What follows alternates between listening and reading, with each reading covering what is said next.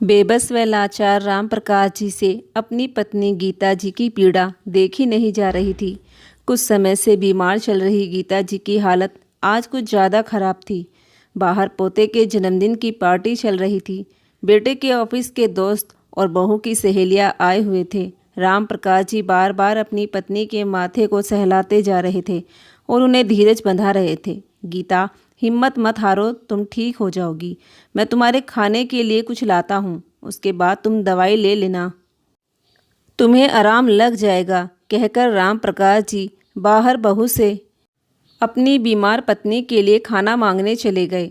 बहू अपनी सहेलियों के बीच बैठी हुई थी। राम प्रकाश जी बहू से बड़े धीमे से बोले, बहू, तुम्हारी सास को दवाई देनी है, उसके लिए खाना दे दो। आज उसकी तबीयत कुछ ज़्यादा खराब है, उसकी बेचैनी बढ़ती जा रही है। कुछ खाकर दवाई लेगी तो उसे आराम लग जाएगा।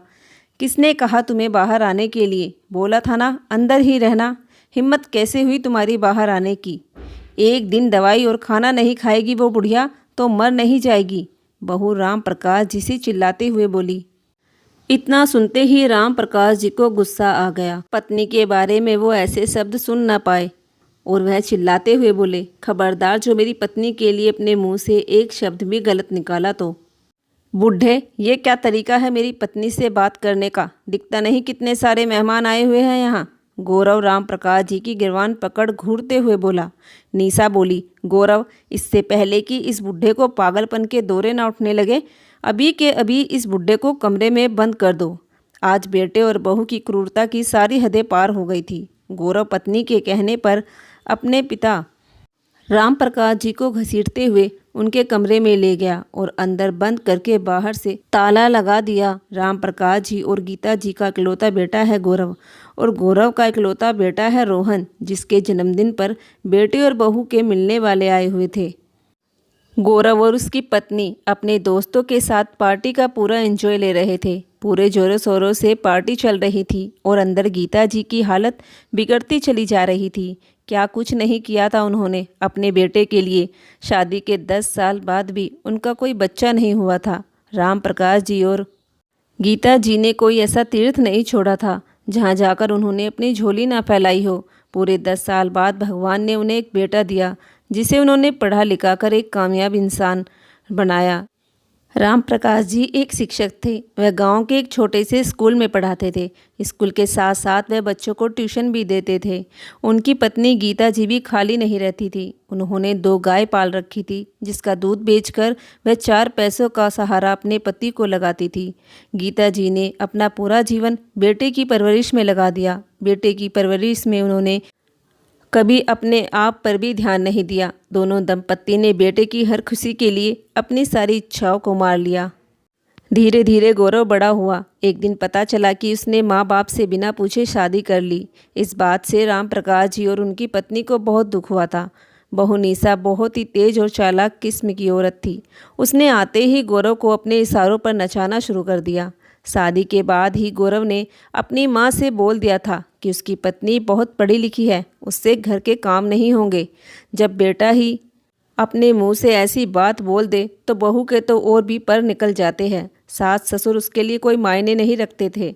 बहू आने के बाद भी घर के सारे काम गीता जी को करने पड़ते थे, जिस कारण वह बीमार रहने लगी और एक दिन उन्होंने बिस्तर पकड़ लिया। राम प्रकाश जी जब भी बहू से कोई काम बताते तो वह फटाक से मना कर देती। वह हर काम अपने मन का करती और बात बात पर राम प्रकाश जी और गीता जी का अपमान कर देती। पति का इस तरह अपमान होते देख गीता जी को बहुत बुरा लगता, पर वह कर भी क्या सकती थी। अब वह खुद भी काम करने के लायक नहीं थी। जब वह ठीक थी तो राम प्रकाश जी के सारे काम खुद ही किया करती थी, लेकिन अब हर काम के लिए उन्हें बहू की जली कटी बातें सुननी पड़ती थी। बहू खाना भी उन्हें कभी समय से नहीं देती थी। एक दिन राम प्रकाश जी बहू से बोले, बहू, तुम्हारी सास की दवाई खत्म हो गई है, गौरव से बोल दो कि आते समय दवाई ले आएगा। राम प्रकाश जी ने अपनी बहू निशा से कहा तो वह एकदम से तमक कर बोली, तुम लोगों ने हमें क्या समझ रखा है? यहाँ कोई पैसों का पेड़ लगा है कि जब चाहे तोड़ ले और तुम्हारी बीमारी के पीछे लगाते रहे? एक तो सारे दिन दोनों निठल्लों की तरह चारपाई तोड़ते रहते हैं, ऊपर से दवाइयों का खर्चा और बताकर मेरा पारा तेज मत करो। बहू राम प्रकाश जी की तरफ आंखें निकालते हुए बोली और वहां से अपने कमरे में चली गई। बहू का ऐसा जवाब सुनकर राम प्रकाश जी अपने कमरे में आ गए। अपने पति का उदास चेहरा देखकर गीता जी बोली, तुम क्यों मेरी दवाइयों के पैसे मांगते हो?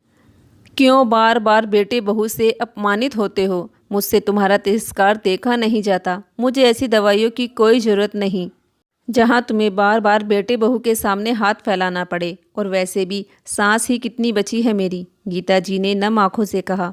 राम प्रकाश जी पत्नी के आंसुओं को पोंछते हुए बोले, गीता तुम कैसी बातें कर रही हो? जब तक मैं हूँ तुम्हें कुछ नहीं होने दूंगा। तुम ही तो मेरा जीवन हो। अगर तुम्हें कुछ हो गया तो मैं कैसे रहूँगा? मेरे पास कुछ पैसे पड़े हैं, मैं तुम्हारी दवाई ले आऊँगा, तुम चिंता मत करो। राम प्रकाश जी के पास जो कुछ थोड़े बहुत पैसे पड़े थे वह उन पैसों से गीता जी की दवाई ले आए। अब गीता जी से तो घर के कुछ काम होते नहीं थे, इसलिए बहू ने राम प्रकाश जी को घर के काम बताने चालू कर दिए। घर के आधे से ज़्यादा काम राम प्रकाश जी करते थे। साथ ही वे अपनी पत्नी की देखभाल भी खुद ही करते थे। बेटे बहू का व्यवहार आए दिन उनके प्रति रूखा होता चला जा रहा था।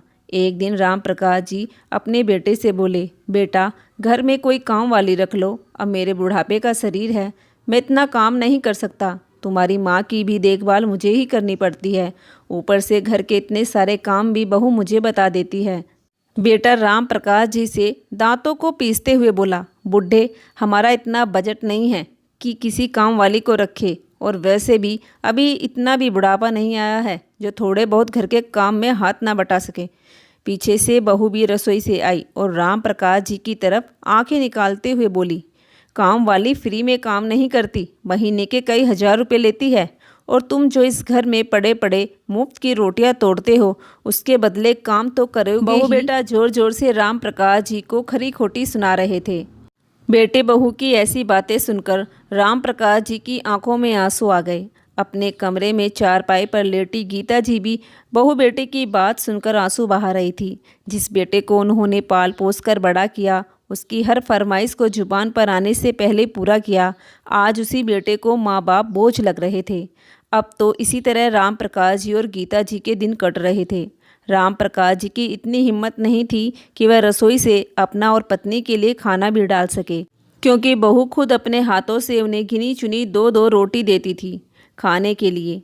अगर तीसरी रोटी बहू से मांग ले तो बहू ऐसी ऐसी बातें राम प्रकाश जी को सुनाती थी जिसे सुनकर कलेजा बाहर आ जाए। लेकिन अब तो राम प्रकाश जी बेटे बहू की बातें सुनने के आदी हो गए थे। उनका 10 साल का पोता था रोहन, वह भी अपने माँ बाप के नक्शे कदम पर था। उसे भी अपने दादा दादी से कोई लगाव नहीं था। वह भी अपने माँ बाप की तरह जो मुंह में आता वही अपने दादा दादी को बोल देता। दोनों पति पत्नी जैसे तैसे अपने दिन काट रहे थे। एक दिन उनके पोते का जन्मदिन था, जिस पर बेटे बहू ने घर में छोटी सी पार्टी रखी थी। पूरे घर की साफ सफाई निशा ने राम प्रकाश जी से करवाई। बेटा बहू नहीं चाहते थे कि राम प्रकाश जी मेहमानों के सामने आए, इसलिए निशा ने एक कामवाली शांताबाई को बुला लिया था, जो मेहमानों की आव भगत में लगी हुई थी। 2 दिन से गीता जी की भी तबीयत कुछ ज़्यादा खराब थी। गीता जी की घबराहट बढ़ती जा रही थी। घबराहट के मारे उन्हें सांस लेने में भी दिक्कत हो रही थी। बेचारे राम प्रकाश जी अपनी पत्नी की हालत देखी नहीं जा रही थी। सुबह से बहू ने खाने में भी उन्हें कुछ नहीं दिया था। शांताबाई यह सब देख रही थी। उसने थाली में खाना लगाया और दोनों बुजुर्ग दंपत्ति के लिए ले जाने लगी। तभी निशा ने उसे टोक दिया, यह खाना किसके लिए लेकर जा रही हो? मैम साहब, यह खाना अम्मा और बाबूजी का है। बाद में कहीं मेहमानों के चक्कर में मैं भूल ना जाऊं, इसलिए उनका खाना देने जा रही थी। वैसे भी सुबह से उन्होंने कुछ नहीं खाया। तुम्हें जिस काम के लिए बुलाया है सिर्फ वह काम करो। तुम्हारा काम मेहमानों की देखरेख करना है, ना कि इन बुढ़े बुढ़िया की सेवा करना। निशा ने शांताबाई के हाथ से खाने की थाली लेकर वापस रसोई में रख दी। यह सब देखकर शांताबाई को अच्छा नहीं लगा, पर दूसरे के घर में वह क्या कह सकती थी, इसलिए वह चुपचाप अन्य किसी काम में लग गई। सभी मेहमान आ चुके थे। केक कटने के बाद सभी लोग खाना खा रहे थे। राम प्रकाश जी अपनी पत्नी के लिए बाहर बहू के पास खाना मांगने के लिए गए, ताकि खाना खाने के बाद उन्हें दवाई दे सके, क्योंकि गीता जी की हालत बिगड़ती जा रही थी। राम प्रकाश जी बहू से बड़े ही धीमे से बोले, बहू तुम्हारी सास को दवाई देनी है, उसके लिए खाना दे दो। आज उसकी तबीयत कुछ ज़्यादा खराब है, उसकी बेचैनी बढ़ती जा रही है, कुछ खाकर दवाई लेगी तो उसे आराम लग जाएगा। बहू राम प्रकाश जी की तरफ आंखें निकालते हुए बोली, हिम्मत कैसे हुई तुम्हारी बाहर आने की? मना किया था ना बाहर आने से। एक दिन दवाई और खाना नहीं खाएगी वो बुढ़िया तो मर नहीं जाएगी। पत्नी के लिए इस तरह की बात राम प्रकाश जी से सुनी नहीं गई और वह चिल्लाते हुए बोले, खबरदार जो मेरी पत्नी के लिए अपने मुंह से इस तरह के शब्द निकाले तो। इतना सुनते ही बेटे ने राम प्रकाश जी की गिरवान पकड़ ली। बुढ़े ये क्या तरीका है मेरी पत्नी से बात करने का? दिखता नहीं कितने सारे मेहमान आए हुए हैं यहाँ।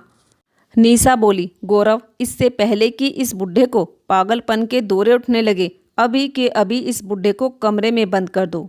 आज बेटे और बहू की क्रूरता की सारी हदें पार हो गई थी। गौरव पत्नी के कहने पर अपने पिता को घसीटते हुए कमरे में ले जाकर बंद कर दिया। अरे तुम सब लोग ऐसे क्या देख रहे हो? खाना खाओ, यह बुढ़ा हमारे घर का नौकर है। कुछ दिन से इसकी दिमागी हालत ठीक नहीं है, इसलिए पागलों जैसी हरकत करता है। तुम सब लोग खाना खाओ और एंजॉय करो। निशा पार्टी में आए हुए लोगों से बोली। निशा की बात सुनकर सभी लोग पार्टी का आनंद लेने लगे। सुबह से जो कुछ भी हो रहा था वह सब देखकर काम वाली शांताबाई हैरान थी। अंदर गीता जी की सांस उखड़ रही थी। राम प्रकाश जी पत्नी को देखकर पागलों की तरह कभी दरवाजे को पीटते तो कभी अपने कमरे की खिड़की से झांकते हुए बेटे बहू को आवाज़ लगाते, लेकिन किसी ने भी दरवाज़ा नहीं खोला। राम प्रकाश जी अपनी पत्नी का सर अपनी गोद में रख लिया और उनके हाथों को कस कर पकड़ते हुए बोले, गीता तुम्हें कुछ नहीं होगा। अगर तुम चली गई तो मेरा क्या होगा? मेरा कौन है तुम्हारे सिवा इस दुनिया में? काफ़ी देर हो गई थी राम प्रकाश जी और उनकी पत्नी को कमरे में बंद किए हुए। पार्टी खत्म होने के बाद सब लोग जा चुके थे। रात काफ़ी ज़्यादा हो गई थी, इसलिए शांताबाई भी वहीं रुक गई। निशा ने शांताबाई का बिस्तर वहीं हॉल में लगा दिया। रोहन भी काफ़ी देर पहले सो चुका था। बेटा बहू पैर फैलाकर आराम से अपने कमरे में सो गए। बहू तो बहू, बेटे को भी अपने बूढ़े माँ बाप का एक बार भी ख्याल नहीं आया। हॉल में लेटी शांताबाई के दिमाग में अभी भी यही चल रहा था कि अम्मा बाबूजी ने खाना नहीं खाया। उसने चोरी से खाना देने की सोची भी, लेकिन बाहर से कमरे का ताला लगा था। गीता जी ने अपनी लड़खड़ाती हुई आवाज़ में पानी मांगा। राम प्रकाश जी ने जैसे ही पानी का जग उठाया, गीता जी लंबी गहरी सांसें लेने लगी।